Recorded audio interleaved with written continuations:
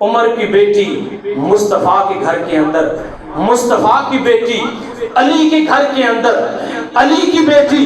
عمر کے گھر کے اندر، مصطفیٰ سہرہ باندھ کے فاروق اعظم کے گھر جاتے ہیں، فاروق اعظم سہرہ باندھ کے علی المرتضیٰ کے گھر آتے ہیں، علی المرتضیٰ شرف خدا سہرہ باندھ کے مصطفیٰ کے گھر جاتے ہیں۔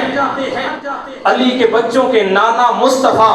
علی کے بچوں کے نانا نبی، عمر کے بچوں کے نانا علی، جو عمر کا دشمن ہے وہ علی کا دشمن ہے، جو علی کا دشمن ہے وہ نبی کا دشمن ہے، اور جو نبی کا دشمن ہے وہ خدا کا دشمن ہے۔